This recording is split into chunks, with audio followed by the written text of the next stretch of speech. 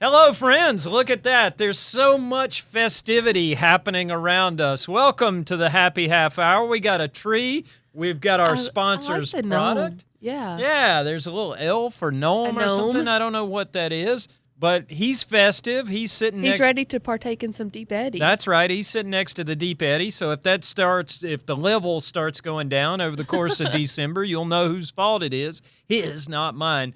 Thank you to our friends from Deep Eddy who bring you this fine holiday festival of good feelings. And after the Carolina Panthers did their business to the Los Angeles Rams yesterday afternoon, there was a lot of festivities in Charlotte, North Carolina, friends. There were. I was driving home last night, and there were so many people out in South End in their Panthers clothes still celebrating, having a good old time. And, buddy, did they earn it. Like, that one was – everybody was a part of that one.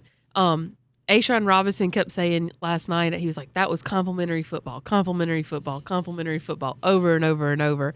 And, Dave Canales also gave a lot of credit to the fans. And he said, they played a huge, huge part on it. We could hear you in the press box, even behind the glass. The keep chanting chants, the Chuba chants. Yep. Although Mike Jackson did politely request to remember not to do those on offense. But, it was an exciting time. People got caught up in the moment. It got caught up in the moment. It was raining. It was cold. Like, nobody would have been blamed if they had dipped out. But people stayed. People were loud. Made a difference. Made a difference on the third down where the Rams took a delay of game towards the end of the game. Yeah. That backed them up into a surefire passing down, and Derek Brown took advantage with a game-winning sack fumble. Yeah, no doubt. And we'll get to all the particulars. Sorry, I got kind of ahead of myself. I got excited. That game contained multitudes, but you did touch on one thing I wanted to mention. Dave Canales is the son of a preacher, and you can tell that because he's got the cadence of a preacher every now and then, because he just kind of dropped very casually into that post-game presser. It was wet. They were loud, and I was like, oh, preacher's going to bring it home. Here it comes, And he did. It was such a cool atmosphere here at Bank of America Stadium. Not necessarily a full house, because I think the weather diminished some of that. Thanksgiving weekend, a lot of people were traveling. Might have dampened some of that, literally and figuratively. And, it's one of those games where however many people were inside the doors, in 10 years – 250,000 people will say they were there. Oh, yeah, I was there that day. I was there the day Chuba Hubbard's dragging people around. Jalen Coker's pulling a guy like a wagon downfield for the last 10 yards. I mean, that's what it's going to be like. It was that kind of memorable game. As you may have heard, I've been around here for a minute. I have heard. It was as memorable a game, just the whole setting, scene, meaning of it, as I've experienced in a long, long time. I mean, it's going to be one of those things. The way people remember, and DL will recognize as he crawls through our shot in a little bit, that Steelers game in '96 and the goal line stand to beat the Steelers, win the division, go to the playoffs, all that kind of stuff in the second year of existence, first year in this building. It's going to be like that because your Carolina Panthers learned on Sunday afternoon that they can do this thing. Yeah. They, as much as any particular of the game, and they've made steady improvement over the course of the year. We've talked about taking the long view of this thing. That moment right there, when the best team in the NFL rolled into your building and you gave them the business, they decided at that moment, oh, we can do this. Mm-hmm. This is us. Dave's always talking about this might be us. And that's a game where they found themselves in those games last year and couldn't find a way to close them out and to finish them. That's been the difference, it seems like, this year, is finding a way to close out those games. There have been some losses. A lot of the losses have been blowouts for the most part, other than the Cardinals game early on. That was a game they had a chance to come back and win, but they got down big to start. The other losses, I'm thinking the Bills game. The Saints game was a close one that they weren't able to bring out a win. But a lot of these closer games, they have found ways to win, none bigger than this one. And sometimes you can look at those games and go, oh, well, the Rams did this or didn't do this, or, they messed up there.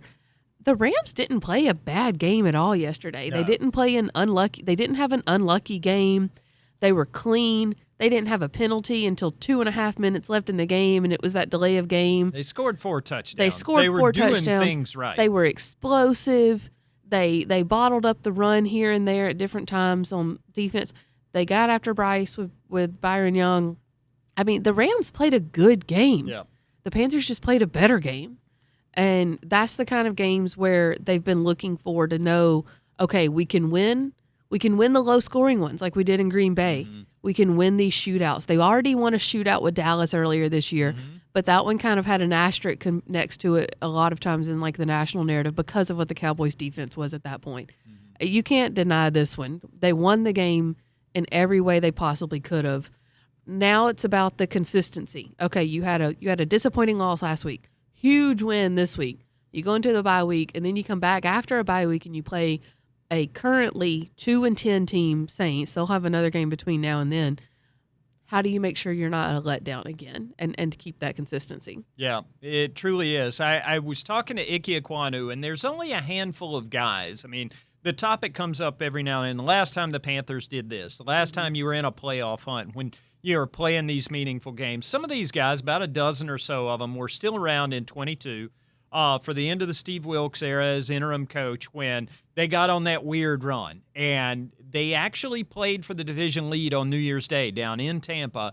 But this game out here yesterday reminded me a lot of the Detroit game the week before. And those of you who were here will remember, because it was 20 degrees outside, freezing cold, everybody was miserable.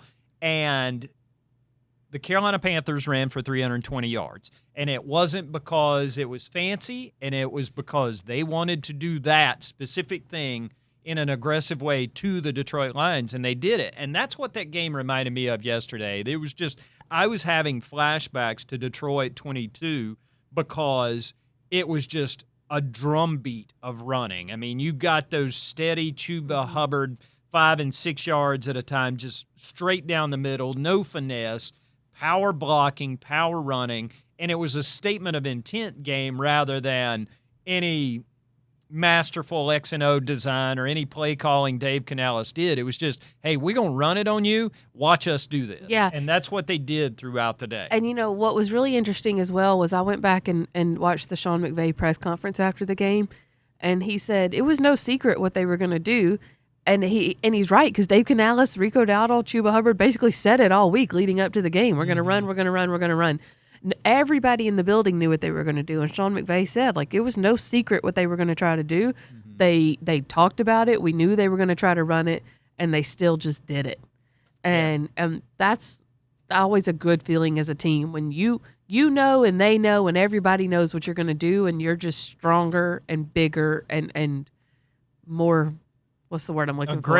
Aggressive, yeah. Here's the thing. Here's the angel on top of that tree this week, folks. That's Chuba Hubbard. Chuba Hubbard got back to being Chuba Hubbard. Mm-hmm. He was a guy, he dealt with some injuries middle of the year. He had a calf problem, knocked him out for a couple games. He admitted that he wasn't himself for a couple weeks after that. He looked like Chuba Hubbard again. And you saw, I mean, this was the first time. I asked him and Rico both after the game about it, and I said, is this kind of proof of that concept of what it looks like when you're both eating? Mm-hmm. And he said, yeah. I mean, Chuba said, I love doing this with my dog Rico. And these two are getting along. They're adults. It's not like a competitive thing. There's no bad feelings or anything like that. Because Canales talks about it all the time. He's like, you want to have two guys who can run at 100% on every snap there in the game. And, I mean, Chuba is he's such a key part of this thing, and I think that's why this game stood in such relief for me in thinking about the development of this team. Chuba Hubbard is one of those standard bearers for what Dave Canales wants to do. This guy is Mr. Work Ethic.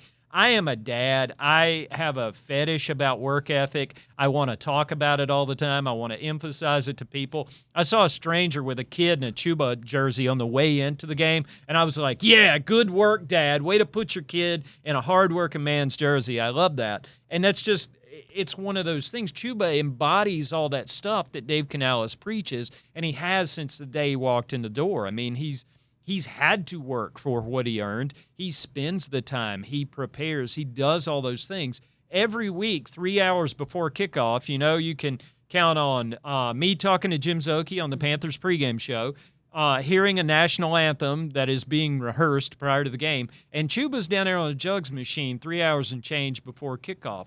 He's out at practice an hour before every single practice, getting himself ready for that day. And he started bringing people along. When XL had the drop in Philadelphia last year, he's on the jugs machine with Chuba the next week in practice. Corey Thornton, bless his heart, who's out for the year with a broken ankle.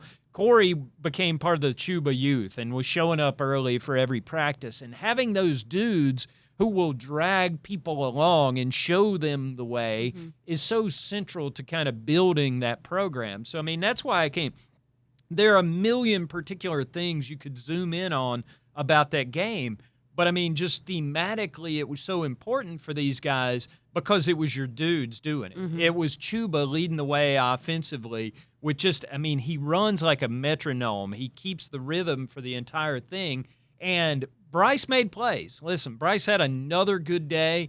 3 touchdowns, another game-winning drive, 11 for his career, more than anybody at his age in NFL history, more than any quarterback in the NFL period over the last 3 years since he's been in the league. I mean, he keeps stacking it up, and he keeps making plays like that, but that stuff's available because you've run. You can throw 43-yard darts on 4th and 2 because you've got the Rams playing you honest, because this man right here, Chuba Hubbard, was getting work done. And then also just to kind of add to that, the flip side of it too, if they're both healthy, there might be a week next week or playing the Saints, whatever that next game is, where Rico is the one that gets a few more carries. They actually got pretty even carries. Rico had 17, one more. 18. Yeah, Chuba had 17, Rico 8. This was a Rams team where the defense kind of allowed them to run between the tackles a little bit more. That's where Chuba kind of makes his bread and butter. Rico's really good on the outside. Depending on what defense they're playing, it might be a game where Rico has a better, yards per carry and gets a few more. This week it was Chuba. It kind of proved that you need both of them. Versus Atlanta, Rico was a little bit more of a bell cow, even though Chuba, I think, was averaging like 6 yards a carry that game. They're both necessary. This is what we talked about all offseason. Because they offer different things, because they are different types of backs, you want both of them. I think you really have started to see that the past few weeks. That was a perfect balance with both of them yesterday. And because Rico still made his runs as well. He kept things moving. He had some where he was able to bounce outside. He had a huge first down pickup at one point that way. I think this is what Dave Canales had kind of always envisioned. And it might not be a 50-50 timeshare every week. That's fine. It might swing week to week.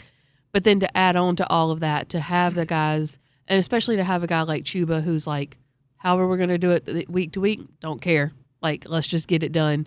That's so crucial. You talk about him dragging guys along in training. He was dragging guys on the field yesterday, too. They all were. Yeah. Jalen Coker drug Emmanuel Forbes for the last 10 yards into the end zone for his touchdown. Yeah, it was definitely that kind of game where it was going to be physical, and the team that – was going to administer more punishment was the one that was going to win that game. And yesterday it was the Carolina Panthers. I kind of joked with you during the game. There were people yelling last week. There were people yelling about, Dave Canales should give the play calling to somebody else. Midway through that game, I said, surprise, he gave it to Darin Gant. To run it. That's right. He's going to run it 35 times today. They ran it. When it's any question about what's about to happen, I'll look at Kassidy next to me in the press box and I'll say, you know what this is, don't you? It could be like 4th and 12, and he's like, you know what this is? A running down. Run down. There was one play yesterday, though, where Darin was like, nope, don't like this. And then they got it. It was a 4th down. I think they ran it. No. I forget what it was. It might have been the Jalen Coker 4th down conversion. No, it wasn't. It was like a 2-back set. With it was a 4th down. Yeah. I think they might have run it. I want to say Rico picked it up. It was the 4th down before the eventual field goal down here on this end of the field because they converted it and then got stopped and then kicked the field goal. But rather than 4th and 1, I was of the mind of go ahead and kick the 50-yard field goal. Let Fitz do his thing from there. Because I do like points. Don't get me into any J.J. Jansen, Greg Olsen conversations about 2-point conversions and time of game and stuff like that. I like having points, and I like being in that position of controlling as much as I can control. So they just turned it into more of a chip shot for Fitzgerald. Yeah, they got there the hard way, but that was kind of the nature of that game. Again, this was a running game. This was a Chuba Hubbard kind of game. I think we would be remiss to not acknowledge what a lot of people said in that post game.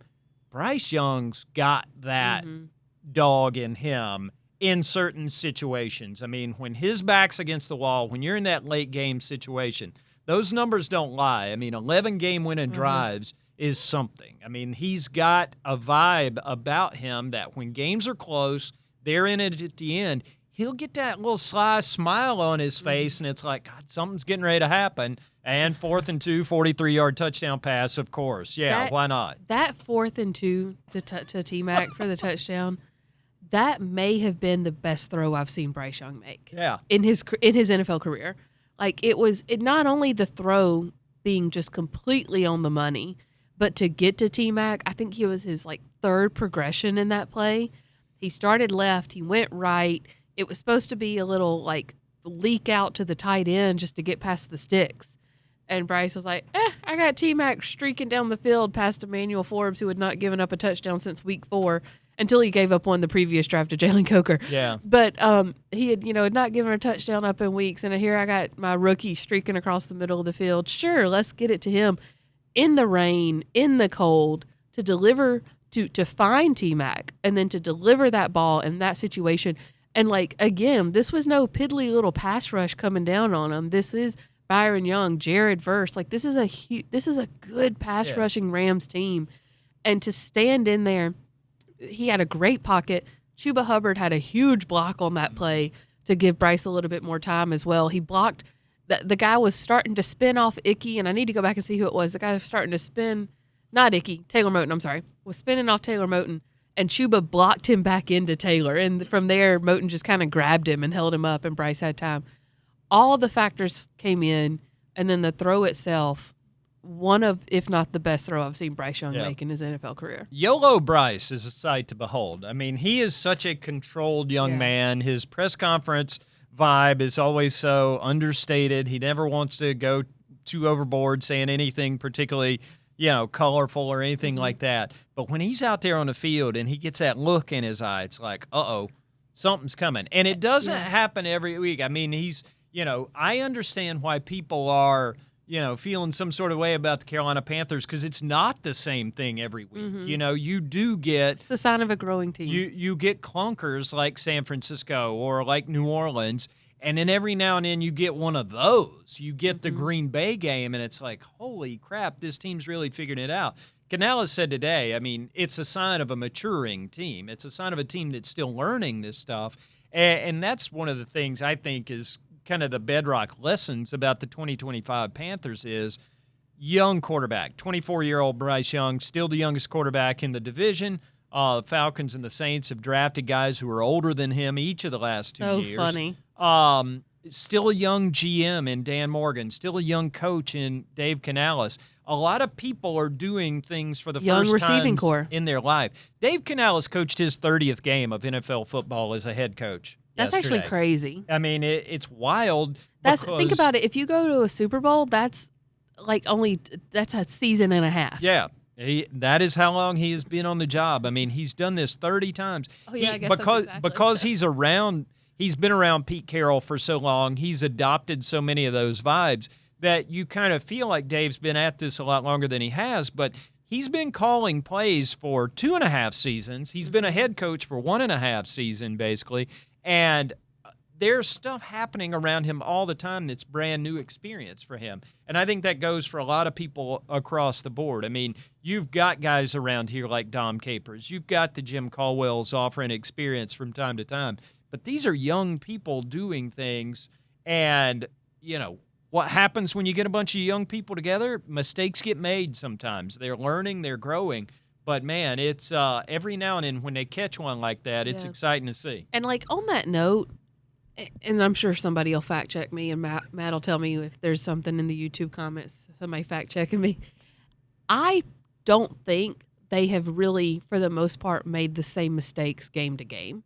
Mistakes have absolutely been made in different games, but they haven't at least this year, to my knowledge, really made the same mistakes from one loss to another or from a game to a. I mean, can you think of any? I mean, the only time they've lost back-to-back games, and by the way, there was quite a story on Panthers.com We're Sunday really morning getting before prophetic. that game. When this one right here, who I like a lot, never mind how I treat her sometimes.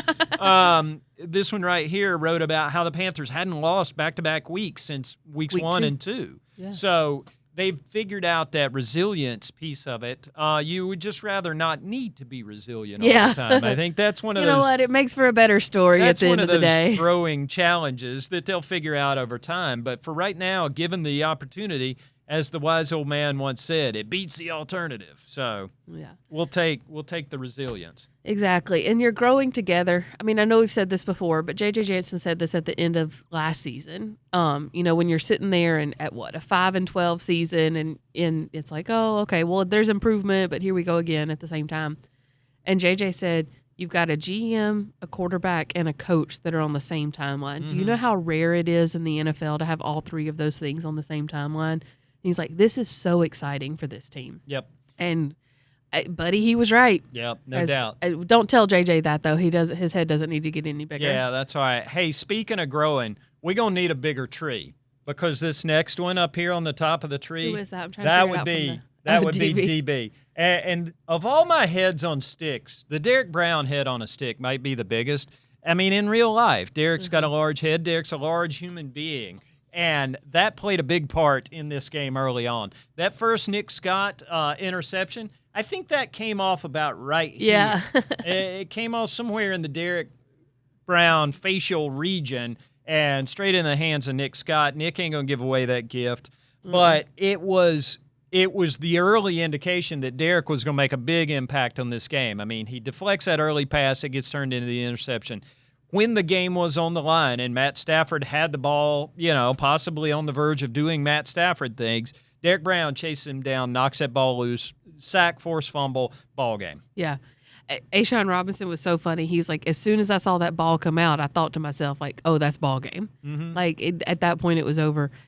That's what you want those guys to do. When the game is on the line like that, you need your Derek Browns to step up and make a play. That's why you pay him all that money. That's why you make him a captain. That's why this is kind of his team. Mm-hmm. He has really taken the reins of that locker room this season. We've seen it time and again, over and over, big things, small things. He has he may not always even be the most vocal. He's so funny, which people don't realize. The most vocal. But he's willing to just kind of like work, and he speaks up when he needs to, and he makes sure that locker room is moving in the same direction.